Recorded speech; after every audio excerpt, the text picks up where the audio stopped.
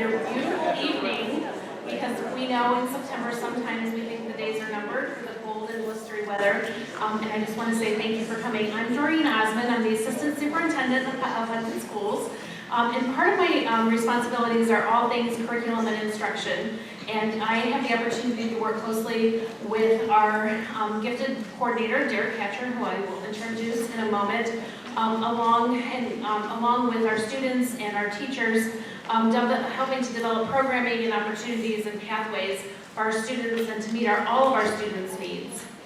Derek is going to give an overview of our gifted programming, our tiers of service, not the tears that children cry, the levels, like a tiered wedding cake maybe.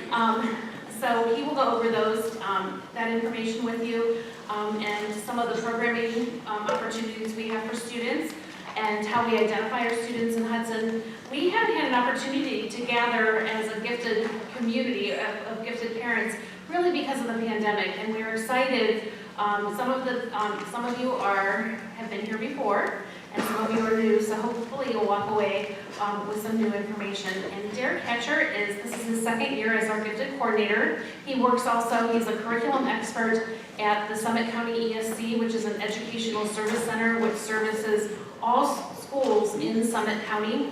So Derek works closely with our teachers in developing the WEPs, the Written Education Plan, the WAPs, the Written Acceleration Plan, and then also our teachers, if they are cluster teachers, if they're serving students, he works with them very closely on differentiation strategies and professional development. And his calm and professional demeanor is something that really adds benefit to our curriculum team. He is a joy to work with, and if you've had interactions with him or have sent him emails, he is extremely responsive, and we're just really lucky to have him here with us in Hudson Schools. So I welcome Derek Hatcher.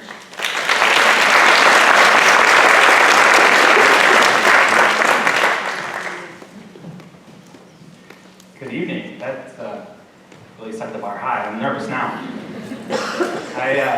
I'm glad to be here. I really enjoy working at Hudson. It's just the atmosphere, the support, the relationships we're building. It's just a special place, and I'm really honored that I'm able to work here. So, welcome. So, this is like the first day of our college classes. This is the Gifted Services Parent Meeting. So, if you're supposed to be here, stay. If not, you may go. Here's our agenda. We'll talk about what it means to be gifted, how we identify gifted students, how we serve them in Hudson. We'll talk a little bit about social-emotional needs of gifted kids, and then at the end we'll have a question and answer period. So this is my 22nd year in education. I've worked as a teacher, a gifted coordinator, and a middle school principal. And I found out working with the gifted is my passion, and that's where I want to be. Through my career, I've had pullouts where kids would come to me a few times a week and we do enrichment activities. I've also co-taught with other teachers in the subject areas of social studies, math, and reading. And I was also a teacher of my own class for gifted students in math, reading, and social studies. I have the opportunity to work here and at some other districts through the ESC in Summit County. And I find that experience great because I am able to see what other schools are doing, network, and share. Enough about me. We need to be here to talk about your children. So what is gifted? I like this definition from Anna Marie Roper because it talks about the whole child and as they are human beings. It's not just a performance on a certain thing. It's who they are. It's abstract, and I think that's important because giftedness is abstract. And we probably all have different... I guess there's a fly on the screen. We all have different definitions of what gifted is. So she's showing that it's an awareness. And Anna Marie is an interesting person because she and her husband were both teachers, and in the 1940s they came to the United States to flee Germany. They started a school in Detroit, in that state up north, and first focused on children, wanting to make them humane adults, good people. And in the 1950s then, they found out there was a real need for working with children who were gifted. And so since the 1950s, the Roper School has serviced and worked with gifted kids. Some general characteristics that you're probably seeing at home. Superior reasoning. A lot of times in my dealings and teaching, I was on the wrong side of an argument because I didn't reason as well as the kids. Very curious. We would start on a topic and go off the rails on other topics just because they're so curious. Range of interest. Sometimes so many that they're unable to decide what really interests them the most. Large vocabulary. I have 3 children of my own, and two of them are boys. And my 17-year-old boy, when he was in preschool, they were in their circle time talking about flowers. And so they started naming flowers, and they got rose and daisy, probably daffodil. When it got to my son, he said, amaryllis. I had to go home and look at what that was, but somehow he picked that up, and he knew what it was, and he could pick it out in a picture. So a lot of times they have a large vocabulary. Reading, and reading all the time. This is actually probably one of the better characteristics. I had a student named Mariah. We called her Mo, and when I would have call duty, like before school or when school was ending and they were going to the buses, Mo would usually be the last person out, and she was totally oblivious to anything else happening in the hallway around her because her face was inside of a book. She was reading that much. For her, sometimes it impeded her doing other things because she was so interested in reading. Learning quickly and retaining that we see that all the time. There's been some research on this, and for a general student, typical student, 6 to 8 repetitions of a new concept helps them learn it and become masters. For a gifted student, it could be 2 times or less, so they're picking it up a lot quicker. So then sometimes pacing and changes in pacing are needed. Great imagination, concentration. My younger son, who's 14, could concentrate in his younger days. He still does, but in his younger days, for a long time, he would sit and work on Lego for hours by himself. He got interested in Rubik's Cubes for a while, learned the algorithms and the patterns to solve the cubes, and would do that for hours. Went to competitions for that. So a lot of times, they'll have that in them. And then high standards for themselves. That's usually a good thing, unless they take it too far, and it impedes them from trying something new, taking a risk, or going further. These characteristics are from a book, When Gifted Kids Don't Have All the Answers, by Jim Delisle, who was a professor at Kent State University for many years, and was my mentor. And we had this great gifted resource right here in Northeast Ohio. Here's just a dichotomy of bright child versus a gifted child. The bright child is there, answers right, does things correctly, does well at school, likes school. Gifted learner, on the other hand, might not be the same way. Sometimes prefer adults, already knows the answer, tries to manipulate things. So there is a difference between those who we might consider a teacher pleaser, who does well at school, which I would have been, and then a gifted learner who has all these other facets and parts of them. All right, so we've had this nice abstract definition. We've talked about some characteristics. How do we define it in Ohio? We have a state definition, and it's up here. Gifted child is one who performs or is capable of performing at remarkably high levels of achievement when compared to others of the same age, experience, and environment. So that's pretty broad also. But then we need it to be more standardized so that someone who's identified gifted in Hudson would also be considered identified in Akron or Cleveland, or Toledo, or Columbus. So we need criteria that are the same across the state. So we identify students in different areas. The first area would be superior cognitive ability, and that would be a general intelligence. And growing up, this would be someone I would consider gifted. That would be, if you asked me who a gifted person was, that's what I would say. And I would think of someone like Sheldon from The Big Bang Theory. Very smart, kind of quirky. And in Ohio, to be identified as superior cognitive, you have to score 2 standard deviations above the mean minus the standard error of measurement on a nationally normed ability test. So that's clear, right? So in Hudson, we give a test called the InView in 2nd, 4th, and 6th grades, and that's for cognitive ability. We also have a test called the Cognitive Abilities Test, or COGAT for short, and we give that when we have to do further testing or if we have referrals. Those are our 2 main ones for this area. There are some others. And the average score on there is 100. So to be identified in this area, we're looking, for the most part, for a 128. So the scores are kind of set for us. Beyond the superior intelligence ability, we have abilities in the subject areas. So science, social studies, reading, and math.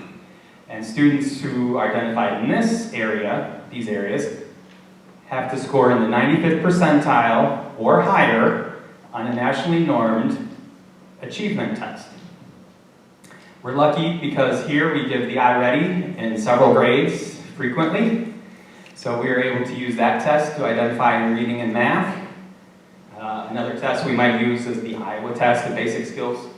It's, were pretty prevalent in the 80s and 90s. We can also be identified as gifted in visual and performing arts.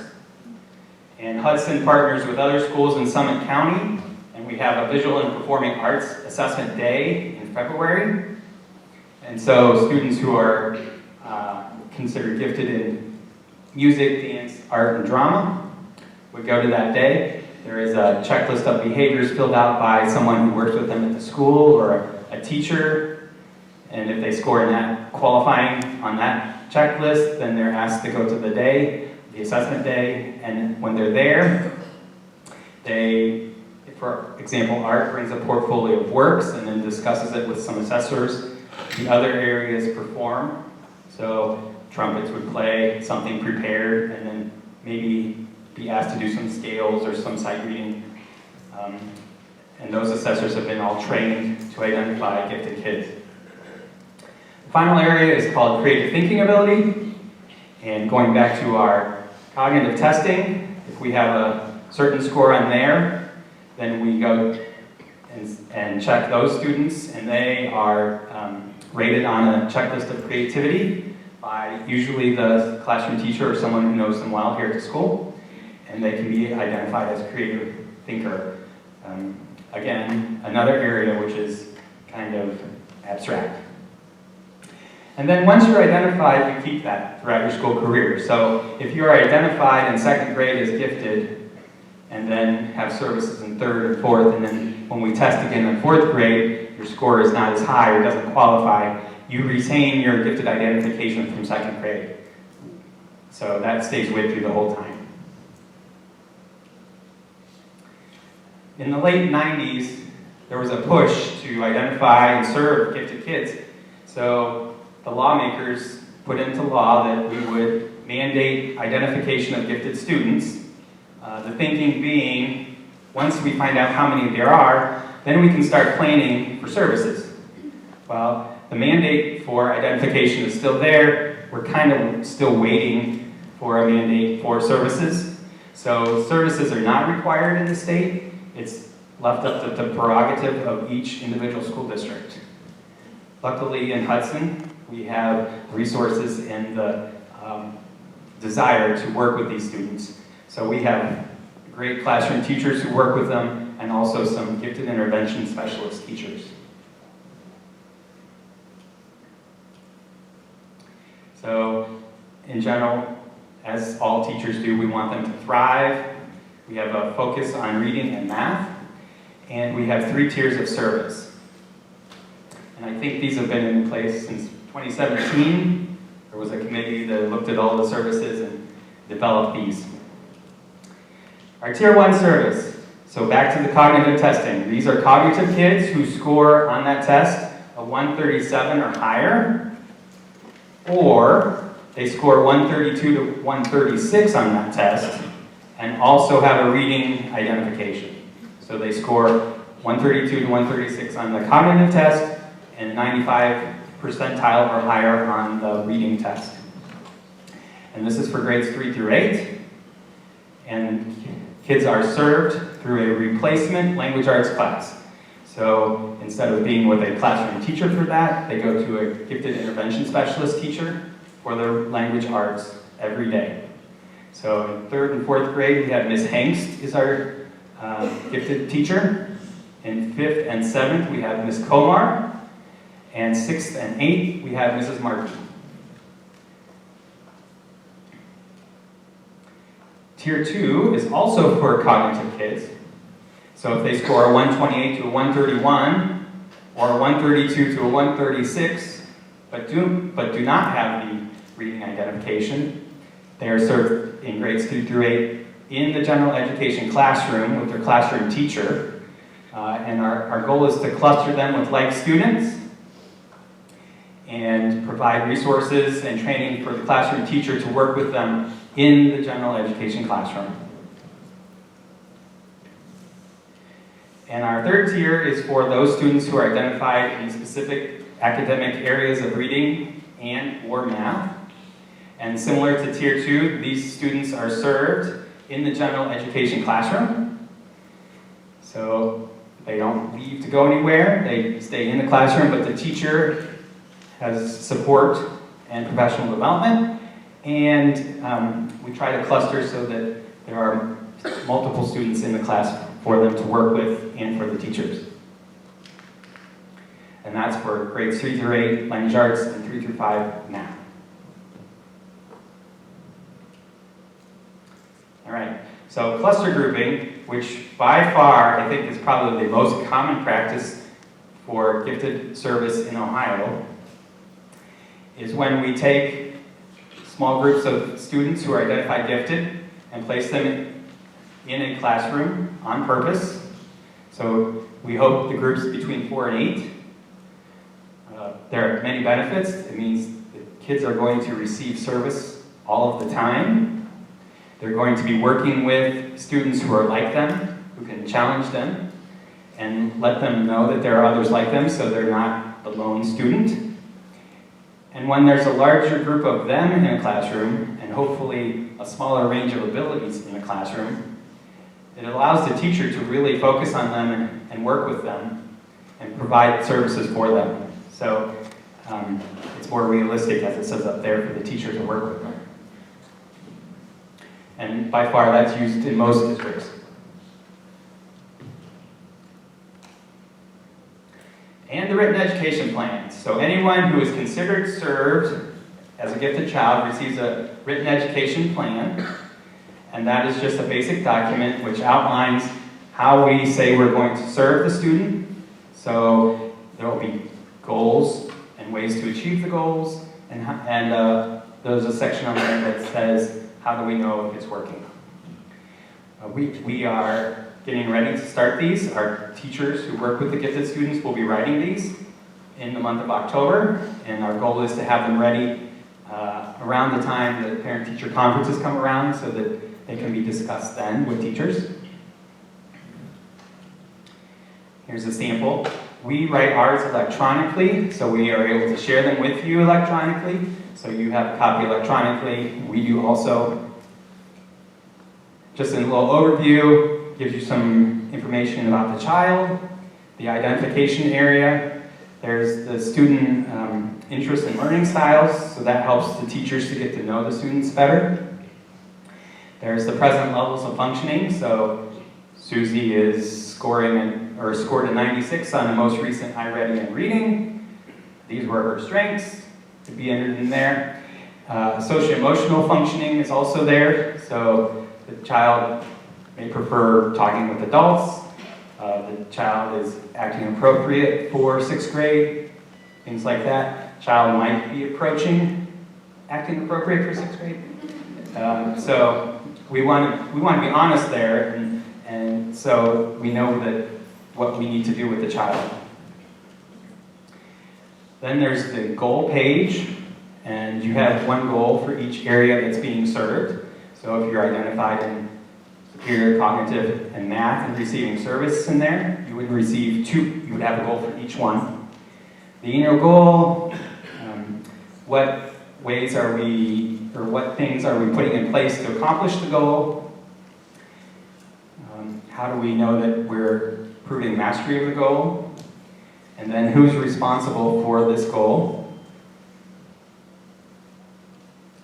And then the signature page. The teachers will sign it, I'll sign it, and there's a place for the parents to sign. Okay. So you should be ready for those to be coming to your email inbox. So here are some sample goals. The first one talks about applying different ways to solve a problem, so it's geared towards math. The bottom one is more towards thematic elements in reading. So you may see those.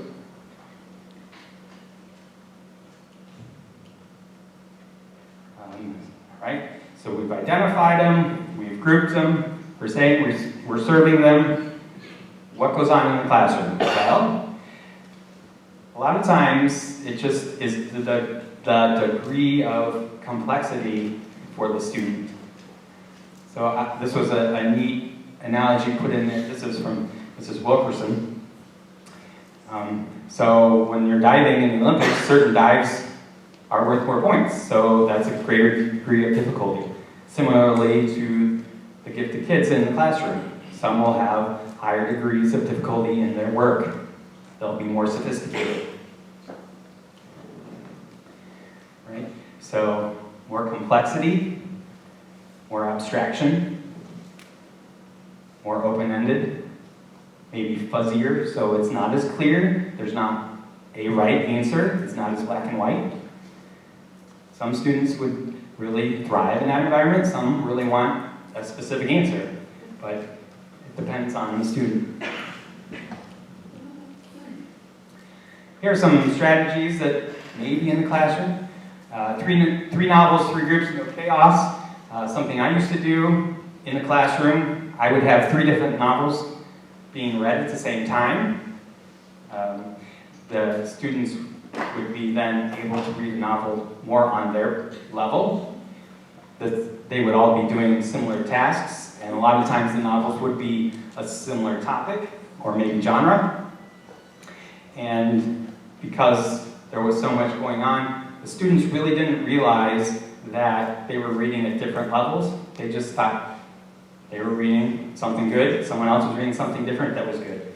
So, and a lot of times I think sometimes that's a better way in the classroom, instead of just announcing, hey, you 3, you're going to read this book because you're smarter. This was a way to meet their needs, explain that everyone was getting what they needed, and it was kind of invisible. Sometimes individual work or tasks can be differentiated, so different tasks can be assigned. I know I've worked with several 3rd grade teachers who have some morning work in math for their students, and they asked for some enrichment. So some of their students would be doing that, while other students may be doing something they didn't work on. We employ the workshop model a lot, and when teachers are able to work individually with students, they can set different goals for each student. So that's an excellent way to work with them. You might see a menu assignment where students are asked to pick, and maybe they're directed to pick certain choices on the menu board to complete, but those can be layered and they can be tiered so that some are more difficult or more challenging. Different homework assignments may be given. The way they assess could be different. Instead of a test, maybe they're doing a project. maybe they're doing something independent. And a lot of teachers pre-test to see what the students already know. And if they have a group who already know a good deal of it, they may have them do something else while the rest of the class is learning the content. All right. So that's a lot of the gifted topics, and we've covered it in 25 minutes. Wow. We also accelerate students because sometimes that's the best way to get them what they need. As we said, sometimes gifted students only need a few times of repetition and they can move on to something new. So sometimes letting them accelerate into a different class is a way to reach what they need. So we have two main types, whole grade acceleration, where a student would skip a whole grade, and subject acceleration, where we would skip just a subject. We do these options in a team setting, and we look at a lot of data and make recommendations together. So we put a lot of thought into these. And here in the middle school in math, we have several different pathways. So at the end of 5th grade, all of our students are tested for placement in 6th grade, for 6th grade math. So you look here, so after Math 5, we have two options, Math 6 or Math 7. And the red arrow indicates that there's a grade level being skipped. So once they get to 6th grade, they're either in Math 6 or Math 7. We assess all of them again at the end of 6th grade, and they have the option of going to Math 7, Math 8, or Algebra. And then the options for 8th grade are Math 8, Algebra, or Honors Geometry. So anytime you see the red arrow there is when there would be a skip in content. And if we're skipping content, like a year for that, that's when, as Mrs. Osmond said, that's when you would get a written acceleration plan, a WAP.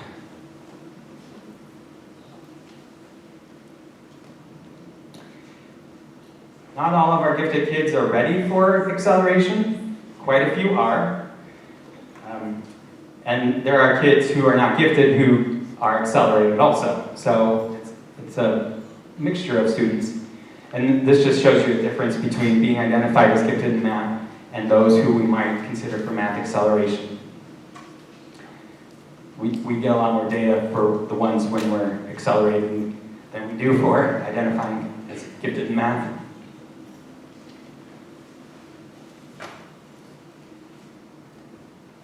All right, social and emotional needs. Back to that definition we started with from Anna Marie Rover, giftedness is part of them. It's not just their performance in school, it's them as a person, and social and emotional is very important in the lives, I think, of all kids, but there are a few things we'll talk about here for gifted kids especially. First is asynchronous development.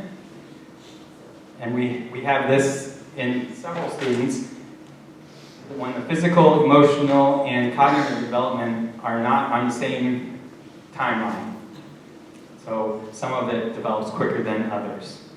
A lot of this happened when I was teaching. I would have really good readers, so their cognitive reading ability was really growing, and so they were able to read really sophisticated and complex works.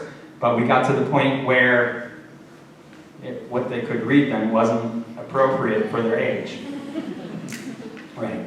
So that's an example. Or it's someone who is a little bit younger who wants to be and really can understand art and really wants to do it, but they don't have the fine motor skills developed yet. So part of them has developed quicker than the others. And then it says if they're greater, the giftedness is greater than the difference between the growth can be greater. And we just really need to make sure we support them and let them know that it's okay and that eventually they will catch up. Perfectionism, it's in a lot of students, not just gifted, but we do see it a lot in the gifted population. And we'd like to switch from perfectionism, where it's really black and white, you're going for a certain thing, to a pursuit of excellence, where you're okay with getting something wrong, you're okay with failing, you're okay with taking a risk. Perfectionism is pressure, a doubt, control. It can lead to, I had some students who would wait till the very last minute to do a project that might be due, just because they were so afraid to start it because they didn't think they were going to get it done correctly. So they just, in their brain, couldn't get started because they were so worried. And overexcitabilities. This psychologist named Dabrowski said gifted children can be prone to these 5 overexcitabilities. It's when a person overreacts or reacts more strongly than normal for a longer period than normal to a stimulus that's very small. And the 5 areas are psychomotor, intellectual, sensual, imaginational, and emotional. And some questions that go along. The seams in your socks really bother you, or the tag in your shirt. My mother was a music teacher for many years, and she'd do a spring program. And she had one girl who really had a problem with tags. And throughout the whole performance, the girl was up there, pulling out the collar, so much so that the band director pulled her aside and went and cut the tag out. So it's kind of a longer reaction to a small stimulus there. Trouble sitting still, settling down to go to sleep. A piece of art or music bring you to tears. I think of my daughter when she watches the commercials from the ASPCA of the poor dogs in cages. It causes her to cry a little bit. So overreacting to a small stimulus. And we just want to reassure the kids that we understand that you might be experiencing that. Give them some time, maybe give them some tips to help deal with it. So here's some final thoughts. The strengths of being gifted can sometimes be negatives. They do have strengths, but they may have weaknesses. We may be really, really good at math, but our reading skills are not as strong. So when we say gifted, we're not always saying globally gifted or gifted in all. Students may doubt themselves. Right? They may have social issues, and sometimes, unfortunately, adults are the ones who cause them. Oh my gosh, he's gifted? Oh, you're not acting gifted, right? So we have to be careful how we interact with them also. Oh, you're the gifted. I one time asked a secretary to make an announcement to have kids come down because I needed to do some testing. And she said, these are the kids who are coming down for gifted testing. And I thought, we probably could have said that a little bit better way. That was not in Hudson. That was not in Hudson. But we can all make mistakes. Right. We have an organization in Ohio called the Ohio Association for Gifted Children. And they offer a parent handbook. Their website is oagc.com. They have divisions, so there's like higher education division, I'm a member of the coordinator division and the teacher division. There's also a parent division, and they sponsor some activities at the annual conference, which is in October. And a lot of times those activities can be viewed virtually, and they're free. So it's on a Sunday in October. And along with OAGC, there's a national organization, the National Association for Gifted Children. And they have a plethora of resources on their website if you ever want to check that out. All right. This is Osmond. We're ready. Does anyone have a question that they want to fill out? And I can just you can raise your hand and I'll repeat it.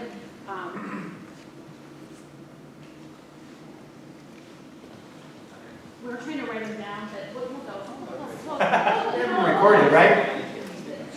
A microphone. We'll try to remember.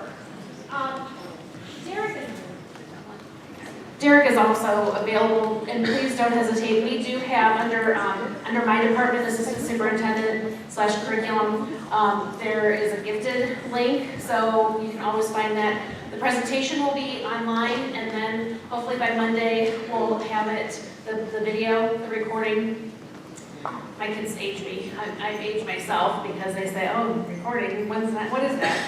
They don't know what a recording is. They know a video. So we will have the video posted on the website also. So does anyone have a question?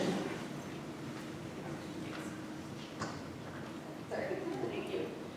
Suggestions on how or if we should talk about their status with the kids. Should we tell the kids that they're gifted? So have you not done that?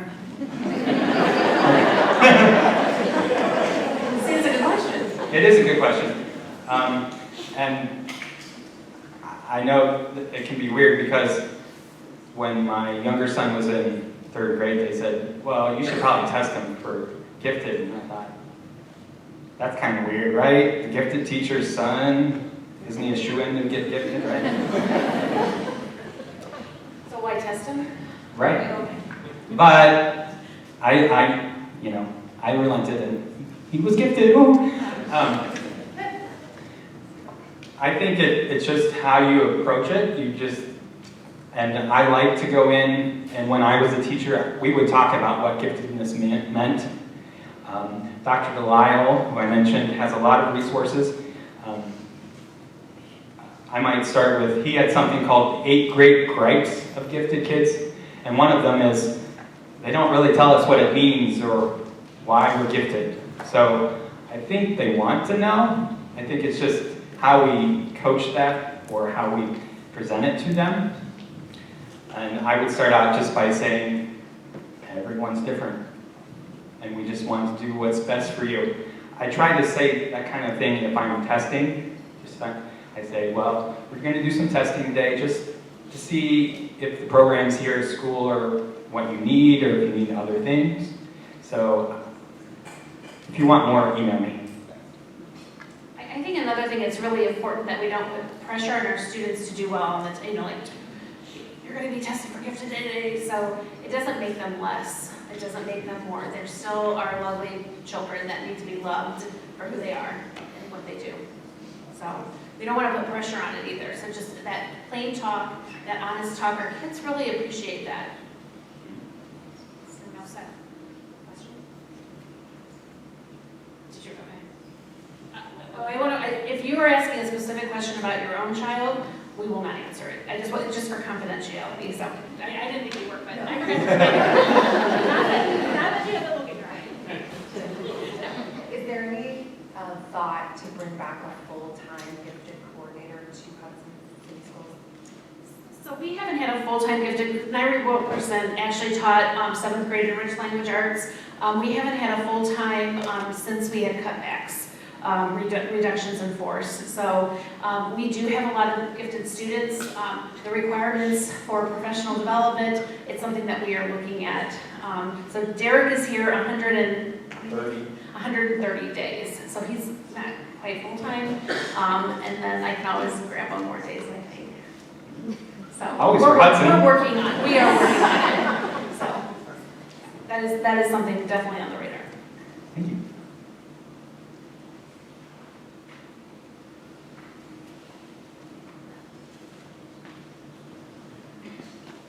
What proportion of students are gifted, and how did COVID affect the evaluation? Oh, great. How many, what percentage? We have about 40% of the student body is identified gifted in Hudson.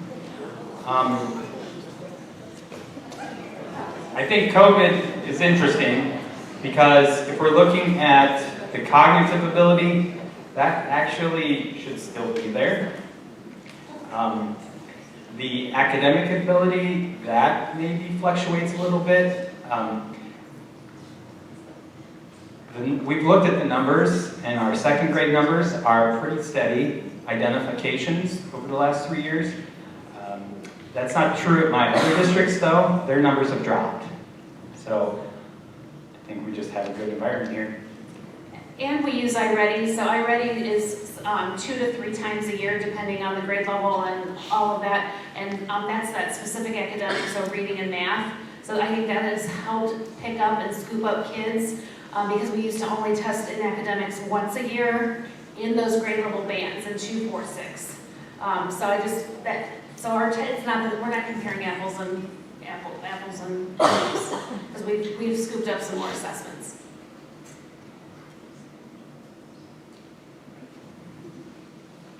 That's a great question. So one of the reasons we put a lot of time and effort, and our teachers put a lot of time and effort in learning how to meet the needs of our students, but think about 40% of our kids are identified gifted in some way. So that's where we really need to have that professional development. And our students that are that cognitively gifted tier, that tier 1, they need something different, so they have a gifted intervention specialist. And we're constantly looking at our program and our services. So it's been 5 years since we've done a whole program review. We had parents serve on that committee, teachers and administrators serve on that committee, and it's something that either this year or next year we'll be doing another program review. We want to make sure that we're meeting the needs of our students. So we'll put that information out. We ask parents to join. And I think maybe this time we need to have students join. That'd be good to get their opinion.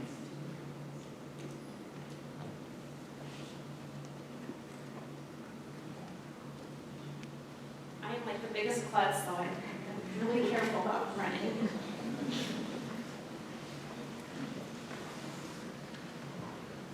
On the lines of program review, on that subject, could we please, for elementary, have some sort of pull-out or intervention specialist teacher for math? A lot of our kids are really bored because they go so slow for K through 5, and all of a sudden, 6, like, hey, skip grade, oh, skip another grade. If we could get some of that acceleration in elementary, I think a lot of the kids would be less bored. And you know, some of them are ready to advance in a grade earlier, and they can go up to grade 5, and many of them are just not there. So we do look at our data. In K-5, it's really all about number sense and numeracy and understanding what number is. If you don't have a strong number sense, then if you skip over that too early developmentally, so we watch that in iReady, numbers and operations. We really pay attention to that piece of it. And that is something that our teachers have brought up, our gifted teachers have brought up, especially Mrs. Komar, about gifted math. And that's her passion too. She's amazing. She's an amazing teacher. So that is something that we continuously were looking at. We were able at sometimes to provide a little bit of intervention. But it's a good question. Do we have gifted services for math in the elementary school? No. Just clusters. So we do have services, but it's that if your students score that 95 in the 95th percentile, they will have they'll be clustered with other students. So in the classroom. So it is a service. It's just not by a gifted intervention specialist.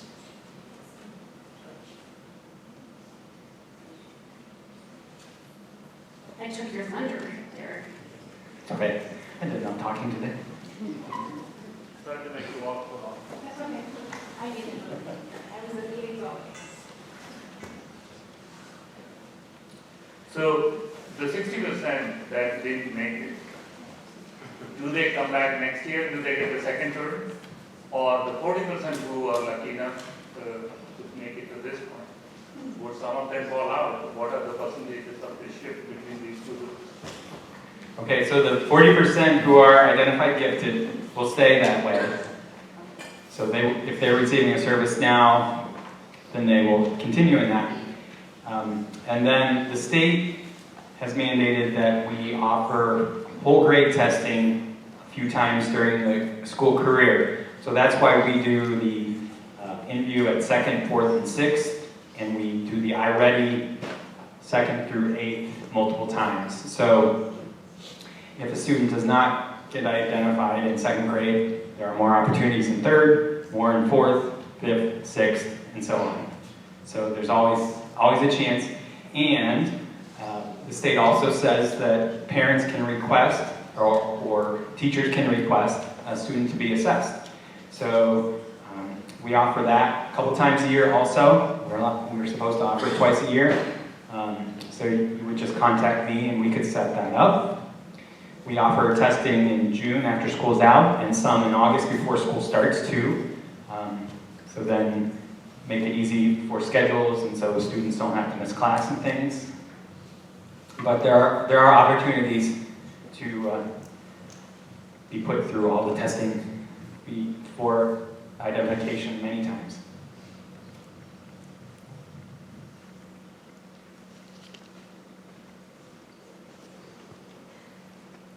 Do you have it written on a card? Okay. If that's a card, I'm sorry. That's okay. Kind of a follow-up on that question. Okay. So if a student is already in the program, then when they get to the next testing opportunity, are they reassessed for like what tier they should be in? Is there a movement, let's say they're, in tier 3, would they move to tier 1 or tier 2 to tier 3 or something like that? So if they're already identified and then they go through another round of testing, they can only go up in tiers. They will never drop. And I don't want to say up and down because it makes it sound like one's better than the other. But once you're identified, you keep that. So if you are tier 3 in 3rd grade, when 4th grade comes around and we give the in-view and you score in the cognitive range, then you will get that cognitive identification also in addition. I saw a hand up over here. So on the WEP, are we supposed to follow up throughout the year with the teacher to see how the progress is? I mean, I guess I've not had the experience of, it's been COVID, but, normally when you set goals, you go to check in to see how they're going throughout the year. So what should we be doing as parents or advocating for? And hopefully we write that on the web too, how you will know that things are going well. A lot of times there'll be, for math, maybe it'll say a certain percent scoring on tests and 85% or above, things like that. Ideally, there would be times to check in throughout the year. I don't know of any schools who are actually able to do that very well, but that's a great suggestion, and I think if you check in with the teacher, they'll be able to let you know. Yep. Okay, my question is very short. So, do we have gifted service in high school? So we have no direct service. We do have some acceleration, students that accelerate. So they are going from 8th grade science and going into AP Bio or Honors Bio. Honors Bio or AP Bio, which is rare, or going right into AP US History. Yeah, it's an acceleration. So we have so many different levels of classes that it typically meets the needs of all of our students. There's an honors at all 4 core. There's AP. I think we're probably adding 1 or 2 APs next year, so we'll be at 25 AP classes. So our gifted, I know. Anyways, and then we still have 6 languages, the world languages. So we have some of our gifted students that have an affinity for language, and so they double or triple up on language, which is nice. And then we have college credit plus classes too, so they can go to take classes at Kent, or we have a few at Case right now too. I saw him. With the gifted in art, drama, things like that, you're not able to test them in that. So is it just by teacher recommendation, or how can you help your student that way? Can you see that as a parent? So parents can always recommend also. And then we would, hopefully, they're in our course. For the elementary and middle school, that's always usually the case. High school, sometimes, they get loaded up with other courses, they don't always have art. But if a parent requests it, we can put them through the process. And we have, at my previous district, we tried to do things for gifted art. Started out as we were going to do field trips and bring an artist. We wanted to do 1 per month, and the district said, could you do 4 per year? So, but we really have so many enrichment opportunities with the art courses that are offered here that the opportunities are great. And when we had the largest group of students go last year to the Visual and Performing Arts assessment, and we had 11 students go, and our students just blew away the assessors. They were just so impressed with the way our students held themselves, explained their artwork, and actually what they produced was amazing. So I'm not sure that I'm really strongly answering your question, but yes, parents can recommend, and then we can go through the process. And that is once a year, and it is on a Saturday. It's at the Summit, typically it's at Summit County ESC, and that's we sent the most in all of Summit County to be assessed. So, and that was 11. And how many? All 11. All 11. Back row? Back there? Okay. I suppose I could get down too. That's okay, Derek. You can take a rest. I mean, a chair. Could you just please very quickly go over the in-view testing process that they're coming to do? Like, is it all done on an iPad? How many hours do they give to it? Just like 1 or a couple hours? Is there any kind of interaction or interview with the student? Like, how thorough is it? And then my follow-up question to that is, if there is some sort of disagreement is maybe too strong of a word, but would you accept independent testing from an outside school psychologist for qualification for the gifted program? Sure, great. I do need my chair now. Okay, so the in-view, in 2nd grade we give it paper pencil. In 4th and 6th grade, they take it on a computer. So 4th grade they have Chromebooks, and 6th grade they take it on the iPad. And depending on the age level, depends on how long they take to do it. So, for example, 2nd grade, just because they're younger, they try to break it up over multiple days. But it is a time test. And each section is timed, right? By the norms of the testing company. Right. And there are 5 sections in there, and they look at verbal reasoning, sequences, some quantitative work, and a lot of nonverbal for the in-view. And the COGAT, which we give as a follow-up, also does those same areas. If there is a disagreement, we do accept outside testing, as long as it is a test that's on our approved list. The state provides an approved list of tests that can be used for gifted identification, and if the test is on there, then we accept it. And scores have a range, so we say 128 is when you're identified gifted cognitively, but what if someone's a 126 or a 124? So we have a range which we call screening, which goes down to like a 124 and even maybe a 123. And we pull those kids in and ask the parents if we can retest them, just because they're so close to that threshold. Okay, is that good? Thank you.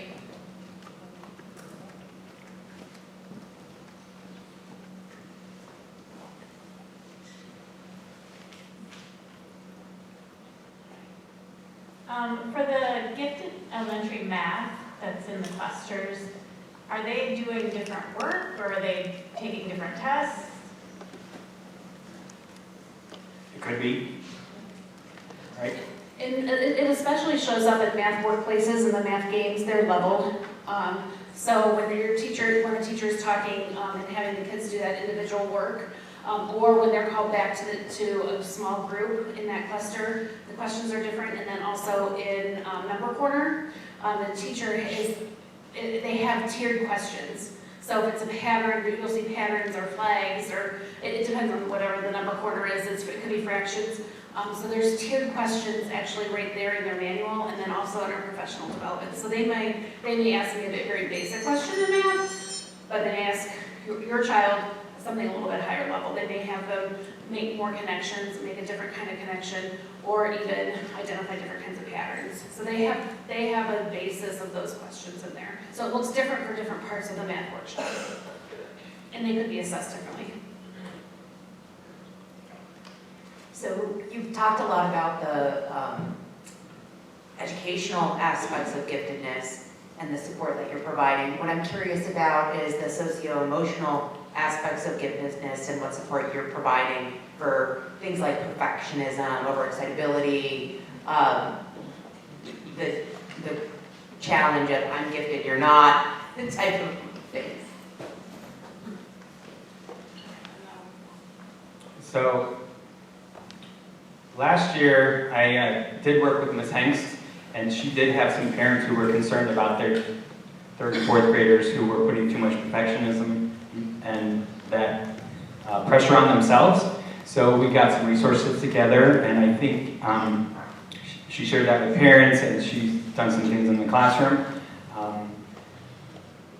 I do have some resources, and I'm hoping to get into classrooms to work also about what giftedness is and some of these with that. So as we go through the year, I'm hoping that we'll be able to provide those resources to teachers. I've started a bi-monthly little newsletter for the teachers of the cluster groups, and that's going to be in my next newsletter, actually, to talk about perfectionism and those kinds of things, so that the teachers are starting to look for that and recognize that.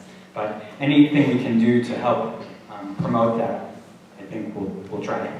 And our school counselors, we just added another school counselor at elementary, so there's a school counselor at every grade level 3 through 8, which is really nice because then they can get work with different groups. And Derek put something up about the Ohio Association of Gifted OAGC and Gifted Children, and they have awesome resources. I often go there if a parent calls me. I'm usually on that website looking for things, and there's some YouTube videos, and it's really interactive. They just keep putting great resources out there. Speaking of the state level, do you guys see any movement happening at the state to identify kids earlier than third, and then to require that services be mandated? So I was at a meeting in August, and Joe Petrarca, who is Director of Special Education, which Gifted falls under for the state of Ohio Education Department, told us that the Gifted law and rule are under revision. So right now they're going to start asking stakeholder groups for feedback on what the law provides and what changes there could be. He's hoping for some kind of mandate for service, but it'll take probably a year or two before that fleshes itself out. So we don't really know what that might look like. So there could be some movement, maybe. Part of the challenge, House Bill 282, which I believe was in 92 or 4, something like that. 90s. It was in the 90s, and that was that whole identification but not serve, which it seems so silly. But I think that, like Derek said, we wanted to have some of those guidelines. Part of the issue is when a student is identified with a disability, there is some funding that goes with it. There is very little state funding, except for a gifted coordinator. So that falls on the district and the taxpayers. We're lucky because we provide great services for everyone. So we do have gifted intervention specialists, but that's not, in some districts, yes, but it is not the norm. But hopefully. And then the new local report card system, the state report card, one of the models is to get extra points if you identify kids in grades kindergarten, first and second grade. And there's a lot of philosophical things going on right now. Typically, as the school psychologist or a psychologist would say, your IQ, your cognitive ability isn't really stable until the age of 8 or 9. You see more fluctuation. So there's going to be some debate and discussions about that, but we are keeping our eye on it. We want to do right by our children, but we have over 40%, a little over 40% of our students that are identified as gifted, and we're trying to put our resources so everyone has that training, so to differentiate their instruction. So the elementary level, what do the teachers who are teaching the gifted students, like, do they go through extra education, extra training, to be able to work with these kids and help them? So since 2016, the state has said that we can count the cluster group as a service. And teachers who are teaching the cluster group have to go through 60 hours of professional development, and it's 15 hours over 4 years. And then there are certain competencies that you're supposed to follow or meet while going through that training. So how to, identify gifted kids isn't really on there, but teaching them is. And then our gifted intervention specialists, they do have a license in gifted education. Ours do. For the middle school, is there any linkage between the communities that they're grouped in and the gifted services or programs, the teachers that are associated with those? There are clusters in every community. Yep. And for those students who do go to Mrs. Markey or Ms. Komar for language arts, they pull from all communities. If you, we are at an hour right now. If you have other questions, if you can just please don't hesitate to email Derek. You can always include me, but Derek's going to probably get back to you a little bit faster than I can. And I just want to say thank you so much. Thank you. We'll take note of these questions and then we'll review our FAQs for our website. Thank you so much, and we do enjoy having your children with us every day. It's so nice. It's fun again.